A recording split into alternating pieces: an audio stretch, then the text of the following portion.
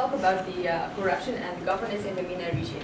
Nearly 90% of the respondents to the United Nations Development Program survey conducted in 5 Arab countries said that corruption pervaded their society, while 70% of the respondents to another international survey said that they believed their country was run for the benefit of the influential few. And this is a research done by the US Transparency International, shows the ranking for the countries in the MENA region about their corruption. And starting by Saudi Arabia or Bahrain is the least corrupt, ranking 57, and the most corrupt is Libya by 172. This is the same map that Hanay was talking about. So the most corrupt countries are shown in the dark red, and the least corrupt countries are in the clear blue, yellow. Here you can see that the MENA region is the most corrupt region in the and Egypt. Here, Egypt, Libya is the most corrupt, ranking 172. Iraq and yes, but Saudi Arabia is less. It's like 71 ranking. So in general, countries across the MENA exhibit a pattern of limited and reluctant transparency, which is reflected in the fact that it's the region with the least data about governance. So no country guarantees the right to government information. Some actively repress that right. In Egypt, the detailed government budget is not fully discussed or published outside the parliament. Some actively, the freedom of press is carefully monitored and assaulted. So many journalists are harassed and arrested, and many countries have laws restricting press freedom. Okay. Here's this is also a research done by the U.S. International Transparency International, saying that in the past 2 years the corruption is increasing in Lebanon and Libya, but is not increasing in Algeria and Egypt. The most corrupt in Tunisia and Morocco are the police. In Iraq, Israel are the political parties. In Egypt is the media. And 12% of Israeli have paid the bribe in the past year, 37% for Jordan, and 74% for Yemen. So why? Why do you think this is happening? Because the lack of governance. Yes, of course. And why there is a lack of governance in the Arab region? Because people in power tend to make more money because of they are greedy. Exactly, power. Yeah. Yes. So the excessive power is in the executive. Even in the more nationally pluralistic governments such as Algeria, Tunisia, or Egypt, the MENA region remained the most centralized of all developing countries. When compared with countries with similar income and characteristics, MENA ranks at the bottom of the index of overall governance. And here are the statistics according to the report of the World Bank in 2030. Yeah. The overall governance gap has 2 components. First is the index of public accountability, and it measures the openness of political institutions and participation, respect of civil liberties, transparency of government, and freedom of the press. Here, the MENA region falls far short. In the rest of the world, the quality of public accountability increases as income increases, but not in MENA. Moreover, not a single MENA country appears above the median.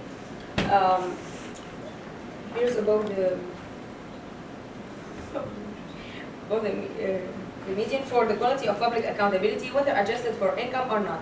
The region lacks on measure for public accountability, and the richer the country, the worse the gap. In fact, there is a difference in the quality of public accountability between countries that have little or no gas.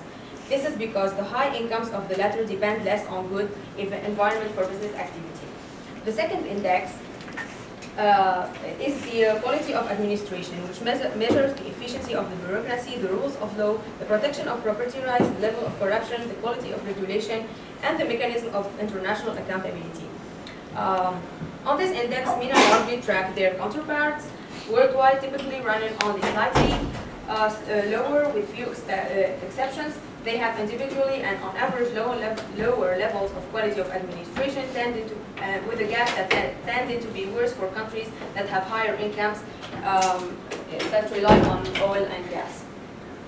So some of the consequences of the corruption and the bad governance are the weak governance has contributed to weak growth in the MENA region. So since 1980, the average annual per capita economic growth of the MENA region has been 0.9%. Productivity on the decline for 3 decades. Increases in income have been difficult to sustain, and declines in income have not been quickly reversed. For both oil exporters and non-oil dependent countries, this growth gap partially resulted from the governance gap. Also, poor governance has where is it?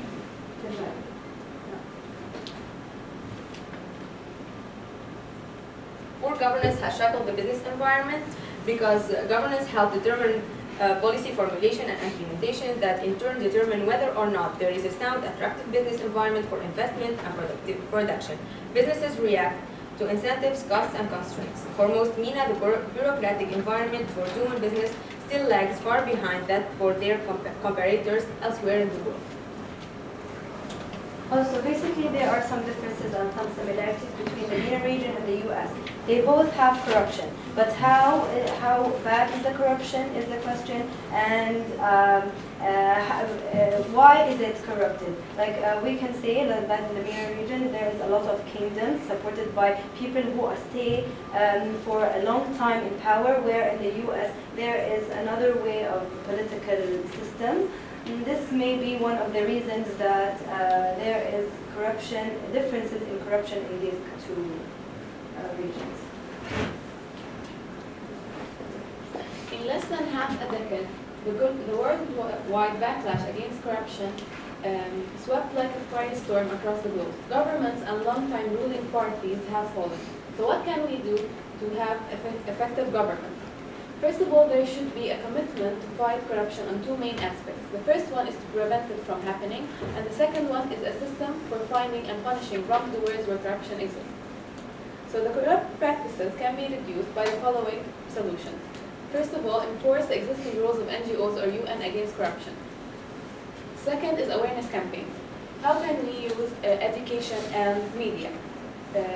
Education and media should be used to fight corruption through enforcing the importance of transparency and speaking up.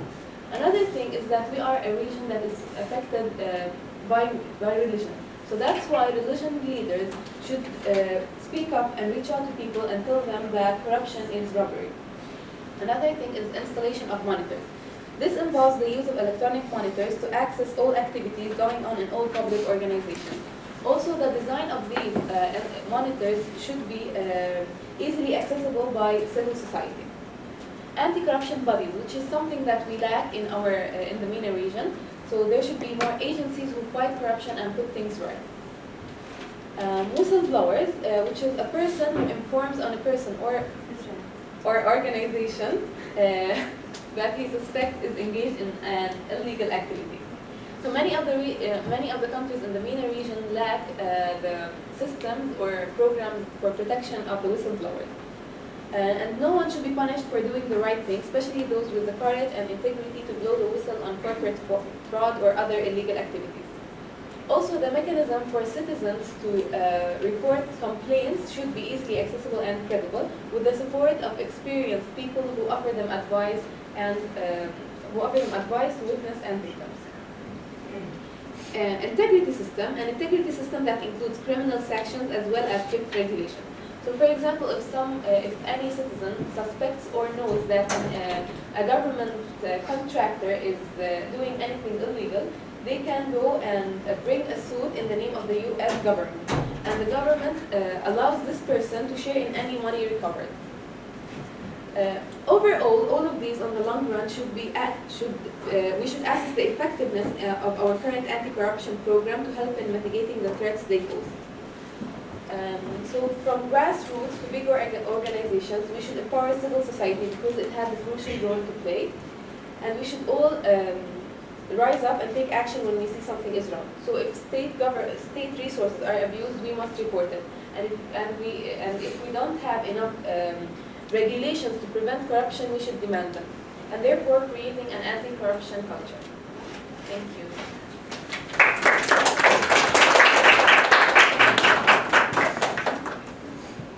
Any comments or questions? I thought that was a very well research presentation, so I want to thank you for that. Excellent data.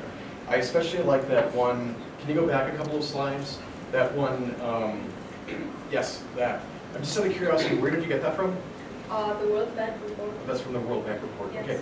So, I mean, it's actually kind of shocking to me to see just how many issues with governance exist in the MENA region. And I'd like to ask you for a few more details about why you think that the quality of governance is so low. Is it all about autocratic regimes? Because I noticed that even Lebanon, right?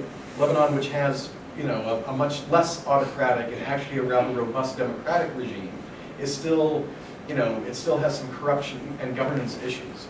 So is it all about the political regime, or are there other factors involved? As shown by the data from the U.S. Transparency, is that in Tunisia and in Morocco it's because of the police. In Egypt it's because of the media. And in Iraq it's because of the political party. So the problem is implemented in many bodies in the same country, not only one aspect. And in Jordan, for example, the problem is not with the royal family, for example, but there are people who are below it, for example, in the parliament or who are in power that want to remain in power.